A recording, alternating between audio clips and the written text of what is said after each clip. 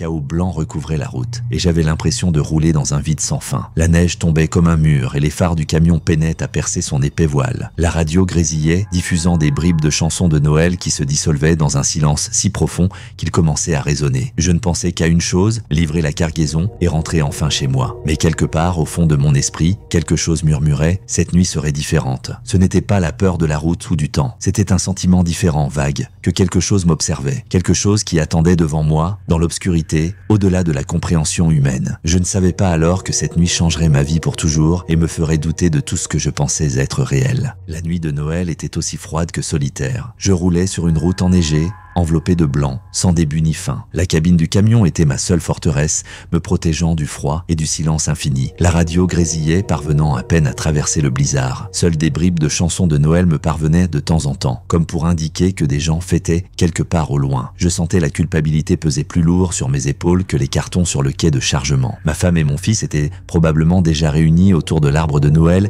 et m'attendaient. J'avais toujours des excuses pour travailler même les jours fériés. Mais ce soir-là, elle me semblait particulièrement ridicule. Quel était le but de tout cela? La réponse était simple et décevante. L'argent. Un magasin éloigné attendait ma cargaison et j'avais promis de la livrer à temps. À l'extérieur des fenêtres, le blizzard faisait rage au point que la route n'était plus visible. Seules 2 rampes de phare tracèrent le chemin dans une mer de neige. Je regardais devant moi, mais je n'arrivais pas à me débarrasser du sentiment que ce n'était pas une route, mais un couloir vers l'inconnu. Mon travail de chauffeur était familier, prévisible et surtout calme. Pas de patron au-dessus de la tête, pas d'intrigue collective. Il n'y a que vous, la route et le temps qui semblent s'écouler autour de la cabine. En 20 ans, j'ai appris à apprécier cette paix. Mais d'un autre côté, elle a aussi fait naître le scepticisme. Je méprisais toutes les histoires que les conducteurs aimaient raconter, surtout celles qui concernaient des événements ou des phénomènes mystérieux. Chaque région avait ses propres légendes. Dans certains endroits, on parlait de passagers fantômes qui disparaissaient en cours de route. Dans d'autres, on chuchotait sur des animaux à l'apparence trop humaine. Et dans ces contrées enneigées, les conducteurs racontent tous la même histoire. Des lumières dans le ciel. Des lumières étranges, pulsantes, qui n'étaient ni des avions ni des hélicoptères. Elles surgissaient de nulle part, provoquant des dysfonctionnements électroniques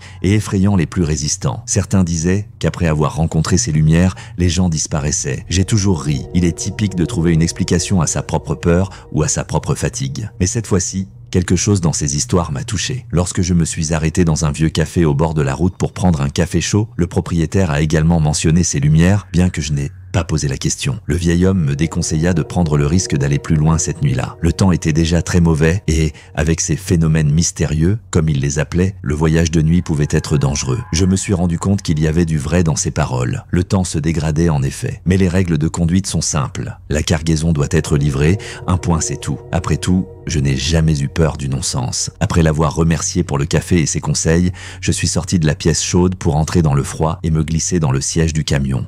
La route était presque déserte. Même les autres conducteurs semblaient avoir décidé d'attendre la fin de l'orage. J'ai continué à rouler et à chaque kilomètre, mon scepticisme était remis en question par quelque chose d'insaisissable. Non, ce n'était pas des lumières ou des voix, juste une anxiété qui ne s'expliquait pas. Le blizzard devenait insupportable. La neige tombait comme un mur, créant l'illusion que je me déplaçais dans un vide blanc et solide. De temps en temps, mes yeux apercevaient les contours fantomatiques des arbres le long de la route, mais ils disparaissaient rapidement derrière le blizzard. Seuls les phares du camion servirent de phare dans cette mer de froid sans fin. La radio ne fonctionne plus depuis longtemps. Au lieu de la musique, il n'y avait qu'un grésillement qui ressemblait parfois à un murmure assourdissant. Le silence était si oppressant que j'ai commencé à regarder autour de moi. C'est absurde, mais je me suis surpris à penser que quelque chose devait apparaître derrière le camion ou devant sur la route. Mais il n'y avait rien d'autre que de la neige chaotique. Soudain, mes phares m'ont éclairé quelque chose d'étrange. Une lumière brillante traversait la tempête de neige. Elle clignotait et pulsait. J'ai d'abord pensé qu'il s'agissait d'un véhicule d'urgence, peut-être une personne coincée dans la tempête. Mais en me rapprochant, j'ai compris qu'il s'agissait d'autre chose. La lumière ne ressemblait pas à des phares. Elle scintillait en blanc et en bleu, formant d'étranges vagues dans l'air qui se dissolvaient dans le blizzard. Mon cœur s'est mis à battre plus vite. Cette lumière avait quelque chose d'anormal, d'extraterrestre. J'ai ralenti et j'ai essayé de me concentrer, mais la lumière a soudainement disparu comme si elle n'avait jamais été là. La route a replongé dans l'obscurité et seul le bruit du moteur m'a confirmé que j'avançais toujours. J'ai senti une sueur froide perler dans mon dos. Même dans la cabine,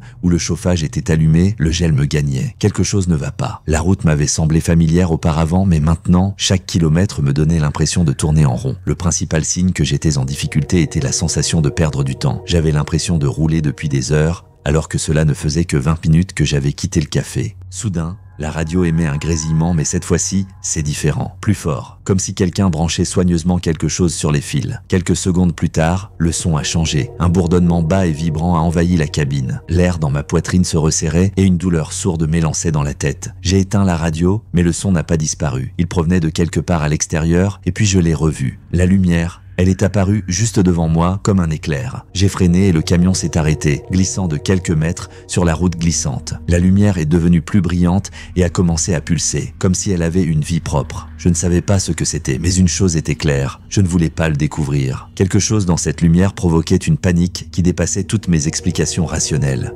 J'étais assis dans la cabine, serrant le volant si fort que mes doigts étaient engourdis. Le moteur tournait au ralenti et il n'y avait que l'obscurité et la neige autour de moi. La lumière devant moi n'était plus pulsante. Elle était devenue constante, presque aveuglante, remplissant tout le champ de vision. Il semblait que sa source n'avait pas de forme, qu'elle existait simplement, sans limite ni ombre. La radio s'est immédiatement animée. Au lieu des parasites habituels, j'ai entendu des fragments de mots, presque indiscernables, mêlés à des grésillements et à d'étranges chuchotements. Les mots ne formaient pas des phrases intelligibles, mais chacun d'entre eux me donnait l'impression d'être plus froid que le givre à l'extérieur de la fenêtre. Il s'agissait de sons qui ne pouvaient appartenir à personne. Une force inconnue m'a poussé à saisir le bouton de la radio et à l'éteindre, mais le son continuait. Il était à l'intérieur de la cabine, non à l'intérieur de moi. La lumière s'est soudain mise à bouger. Elle glissait sur la route, comme si elle cherchait quelque chose. J'avais l'impression de voir une créature vivante explorer le monde qui m'entourait. J'ai instinctivement éteint les phares, espérant rester invisible. Mais il était trop tard. La lumière s'est figée juste devant le camion et le moteur s'est soudainement arrêté. Le tableau de bord s'est éteint. Il faisait nuit noire. Mes pensées se sont mélangées en un flot chaotique. J'ai essayé de me rappeler tout ce que j'avais entendu sur ce genre de situation. S'agissait-il d'une simple défaillance technique? Peut-être l'ouragan avait-il endommagé les lignes électriques? Mais au fond de moi, je savais que ce n'était pas de la technologie. Ce n'est pas quelque chose de familier. C'était autre chose. Rassemblant mon courage, j'ai décidé de sortir du taxi. J'avais l'impression que le froid qui régnait à l'extérieur de la fenêtre m'appelait. Je ne voulais pas partir, mais rester à l'intérieur était encore plus effrayant. J'ai ouvert la porte et une soudaine rafale de vent glacial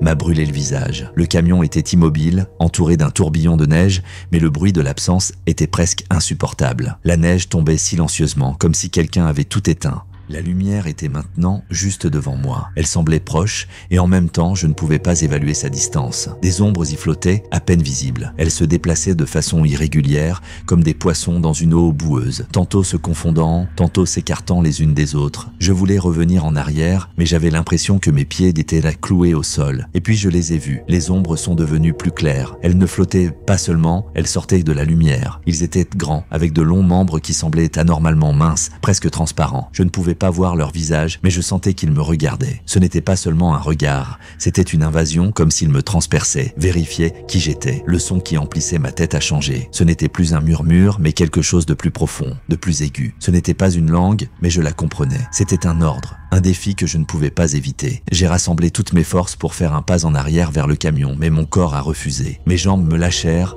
et je tombais à genoux dans la neige. Le froid me saisit, mais la peur était plus forte que le froid. Mon souffle se figea dans l'air et mon cœur battait si fort que j'avais peur qu'il ne s'arrête. L'une des créatures s'approcha. Son long bras se tendit vers moi et je sentis tout ce qui était en moi se resserrer en un seul nœud. La lumière devint de plus en plus forte, jusqu'à ce qu'il ne reste plus qu'une blancheur aveuglante et une douleur qui me poignardait les yeux. Et puis les ténèbres. L'obscurité n'était pas absolue, elle respirait. Ses couches épaisses m'enveloppaient comme un brouillard froid. Mais il y avait un mouvement et une présence dans cette obscurité. Je ne pouvais pas voir, mais je pouvais sentir. Quelque chose de grand et d'invisible, comme un abîme profond, m'observait. La première chose qui m'est revenue, c'est la capacité d'entendre. Au lieu du silence qui aurait dû régner, il y avait des sons, silencieux, à peine perceptibles, des grincements, des bruissements, comme du métal sur du métal. Quelque part au loin, j'ai entendu un coup, régulier et lourd, comme la frappe d'un pendule d'horloge. J'avais du mal à respirer, l'air était épais et froid. J'ai essayé de me lever, mais mon corps n'a pas voulu m'écouter. La neige sur laquelle j'étais allongé a disparu. La surface était dure, froide et glissante. J'ai ouvert les yeux, mais je ne voyais rien. C'était comme si mes pupilles ne pouvaient pas s'adapter à l'obscurité. La panique montait dans ma poitrine. Je sentais la sueur se mélanger au froid glacial. Soudain, l'espace autour de moi s'est animé. Des étincelles de lumière à peine perceptibles commencèrent à pulser autour de moi, apparaissant et disparaissant. Chacune d'entre elles éclairait quelque chose que j'aurais préféré ne pas voir. Le plafond, si bas qu'il semblait sur le point de s'effondrer. s'effondrer. Des murs recouverts d'étranges structures qui ressemblaient à des organismes vivants pulsant au rythme de mon cœur. L'air était empli d'une odeur douce mais nauséabonde qui me faisait presque vomir. La lumière s'est intensifiée et je les ai vues. Les créatures, elles étaient nombreuses, mais leurs mouvements étaient si fluides qu'elles semblaient ne faire qu'une. Leur corps était anormalement long et mince. Leurs membres semblaient fragiles, mais avaient la force de barres d'acier. Leur peau brillait à la lumière, comme si elle était recouverte de mucus ou de poussière de métal. Il n'y avait pas d'yeux, mais des visages ovales et lisses, dépourvus de traits. Cela ne les empêchait pas de me regarder. Ils s'approchaient silencieusement. Leurs mouvements étaient fluides, comme l'écoulement de l'eau. L'un d'eux s'est penché sur mon corps. Son long bras s'est tendu vers l'avant et j'ai vu des doigts fins briller à l'intérieur. Les doigts ont touché mon front. Le froid était insupportable. Mais plus terrifiant encore était le sentiment que ces créatures pouvaient se voir non seulement moi, mais aussi tout ce que j'avais vécu, toutes mes pensées, mes souvenirs, mes peurs. Ma tête a explosé de douleur. Ce n'était pas une douleur physique, c'était quelque chose de plus. C'était comme si ma conscience se fendait et qu'il tirait quelque chose à travers les fissures. J'ai entendu des voix. Elles ne parlaient pas avec des mots, mais se composaient d'harmonies de sons, chacun d'entre eux étant rempli de sens. Elles me regardaient profondément et je sentais mes souvenirs flotter devant elles comme des diapositives dans un projecteur. Une pensée terrible m'envahit. Ils n'étaient